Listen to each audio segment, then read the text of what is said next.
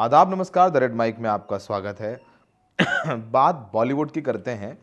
बॉलीवुड में जब मी to movement India में शुरू हुआ तो बॉलीवुड में भी तमाम अभिनेताओं पर आरोप लगे। उसमें सबसे ज़्यादा और सबसे बड़ा चर्चित नाम था नाना पाटेकर का।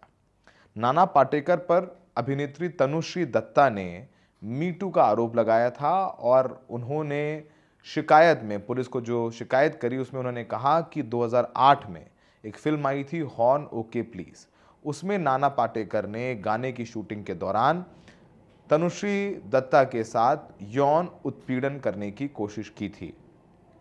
इस पूरे मामले पर पुलिस ने एफआईआर की थी, लेकिन आज हम इस बारे में बात इसलिए कर रहे हैं क्योंकि कोर्ट ने नाना पाटेकर के खिलाफ मुकदमा चलाने से मना कर दिया है। इस पूरे मामले में पुलिस ने अपनी जांच रिपोर्ट में कहा कि उन्हें तनुश्री दत्ता द्वारा लगाए गए आरोपों में कोई सत्यता नजर नहीं आई है, जिसके बाद कोर्ट में पुलिस ने ये भी कहा, जांच रिपोर्ट में कहा है कि जो पुलिस ने रिपोर्ट दी है उसके आधार पर ये खारिज कर रहे हैं और कोर्ट ने, अदालत ने केवल पुलिस द्वारा शिकायत दर्ज करने की सीमाओं पर विचार किया है। अदालत ने ये नहीं कहा कि तनुश्री दत्ता द्वारा शिकायत झूठी थी या सच्ची, हालांकि पुलिस की अंतिम रिपोर्ट के आधार पर इसे खारिज किया गया है। हमने कुछ दिन पहले, कुछ महीनों पहले तनुश्री दत्ता से बात की थी इस पूरे मामले में, इन आरोपों के बारे में, और हम चाहते हैं कि तनुश्री दत्ता के द्वारा कहे गए इन आरोपों को आप खुद उनसे सुने। बॉलीवुड क्या आपके लिए अभी अच्छा है, अच्छा सोच रहा है? लोग आपके पास आ रहे हैं क्योंकि हमें पता है नाना पाटेकर वाला मामला, फिर उनको क्लीन चिट मिली। क्लीन चिट नहीं मिली है, वो झूठ है, वो सारे फेक न्यूज़ है। क्लीन चिट नहीं मिली है। उन्होंने 20 समरी रिपोर्ट फाइल करने की कोशिश की और हमने उसको चैलेंज कर दिया, तो अभी फंसा हुआ है। अच्छा, केस फंसा हुआ है। वही क्लीन चिट नहीं मिली है। क्लीन चिट कोई नहीं दे सकता जब तक इन्वेस्टिगेशन ऑन है। तो lot of manipulation has happened in this. In fact आप अकेले पड़ गई उस दौर में? No, let me answer your question. please. Bollywood has always been kind to me because Bollywood has always known who I am as a person, and Bollywood has also known who my enemies are as a person. सत्य सबको पता होता है। तो आप देखेंगे me too movement के time पे मुझे सबसे ज़्यादा सपोर्ट मिला। मेनका गांधी जी ने भी मुझे सपोर्ट किया था, जो आज अवार्ड फंक्शन में थी, और मैंने उनको जाके फेस टू फेस मैंने I said thank you to her also because I didn't get a chance to thank her before. So politician से लेकर हॉलीवुड स्टार्स से लेकर बॉलीवुड स्टार्स से लेकर general public, all kinds of people supported me. Not a single person supported the accused and the accused and generally me too के जितने accused. So I have the support, but I have been targeted for the last 4 years. आपको target किया गया? हाँ, I had 4 films that I had finalized and I had 1 film that I had signed. But unceremoniously, एक producer Bhutan भाग गया जो मेरे साथ 5 पिक्चर प्लान कर रहा था। People were very excited when I came back from US. 2018 में भी मुझे फिल्मों के ऑफर्स आ रहे थे, बट उस वक्त मेरा मन नहीं था because I was in the US and it was not possible. And I had just gotten my green card. I was enjoying a different kind of life in US. Then 2020 pandemic के time पे मुझे थोड़ा ठहराव से समझने का, सोचने का मौका मिला कि मैं क्या करना चाहती हूँ। जवाब ये आया कि मैं कुछ भी कर सकती हूँ। मैं फिल्में भी कर सकती हूँ, मैं अपना अध्यात्म भी कर सकती हूँ, मैं बिजनेस भी कर सकती हूँ। मेरे मन में जो आया, जो आएगा, उस पर ही कृपा बरसेगी, क्योंकि when you are connected to God, when you are connected to higher powers, it doesn't matter what you put your hand in. Blessing आएगी तो हर जगह आएगी। और I like to do different things. तो I came back to Bollywood, Bombay, because pandemic चल रहा था, not everything was shut. I wanted to spend time with my family. So within 3-4 months, I had started meeting and finalizing movie projects.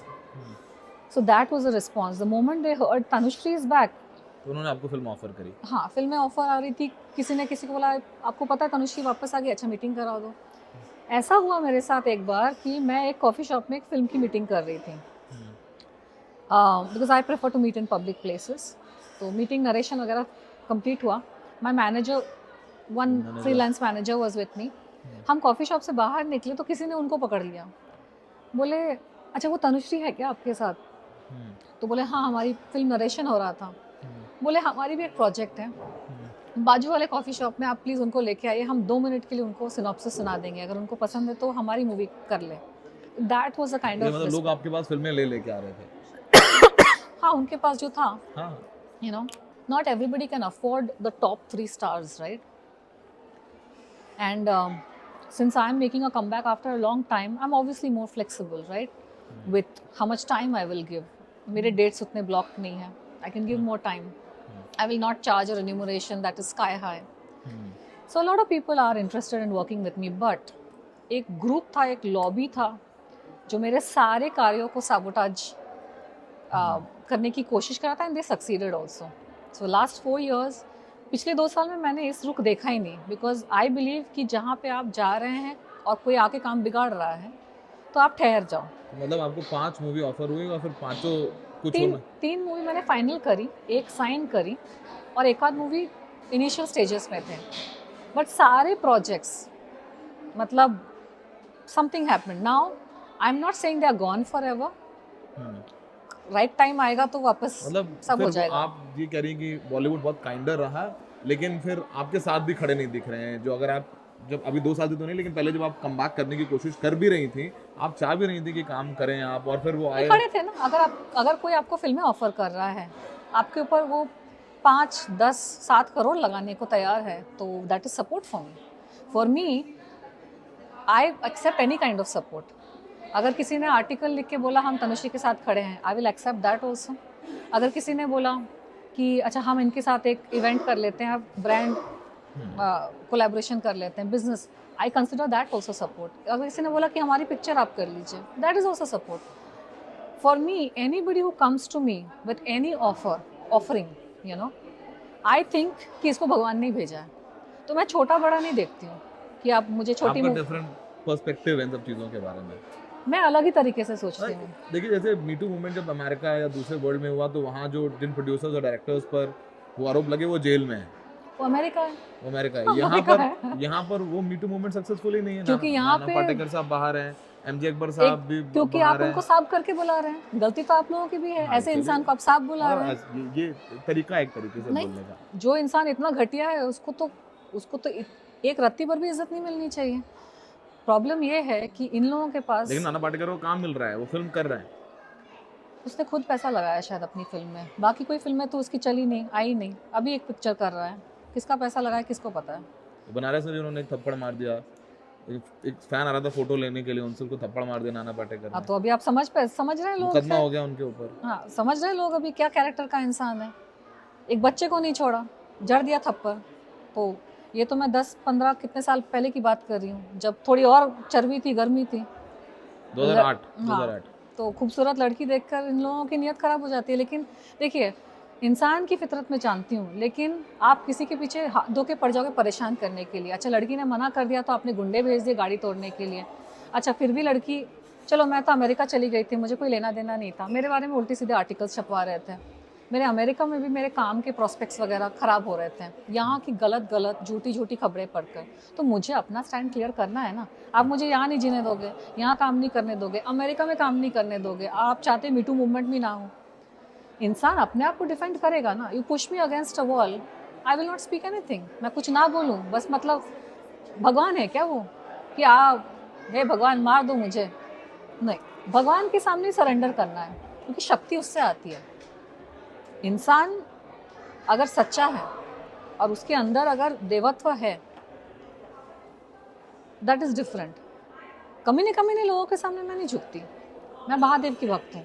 मुझे जो भी मिला आज तक life में, बचपन से लेकर आज तक, मुझे भक्ति से मिला है. मेरी कृपा हुई है मुझ पर. जब मैं छोटी थी मुझे तो पता भी नहीं था मैं किसकी भक्त हूँ, लेकिन वो कृपा जो आज मुझ पर बरसी, वो मेरे पिता पे थी. सो कॉल्ड जो इंडस्ट्री के लोग हैं, जो हम हमारे अवध में कहते हैं ना मठाधीश जो समझते, चाहे वो करण जौहर हो, वो बड़े बड़े राजू हिरानी, तमाम संजय लीला भंसाली, तमाम इतने बड़े बड़े डायरेक्टर्स हैं.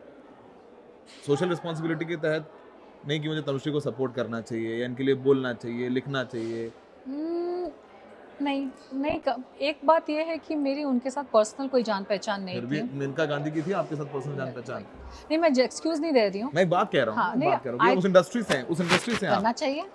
अगर कोई जर्नलिस्ट मेरे साथ कर रहा है, बोलूंगा यार भाई हमारे साथ कुछ जर्नलिस्ट के साथ होता है. अभी हाल ही में एक जर्नलिस्ट के साथ बदतमीजी हुई, हमने प्रेस क्लब में प्रोटेस्ट किया. बहुत सारे आदमियों ने शायद इस डर से सपोर्ट नहीं किया कि ये ना मीटू मूवमेंट का एक मतलब डर का माहौल बन गया था, जो शरीफ शरीफ आदमी भी डर रहे थे खामोखा।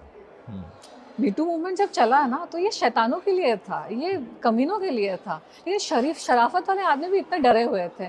तो मैं आजकल कहीं जाती हूँ ना, and I am intelligent enough to observe all of that, and I know it. I know what the person is thinking and feeling, and that joy is only for myself. But I actually see the fear in their eyes.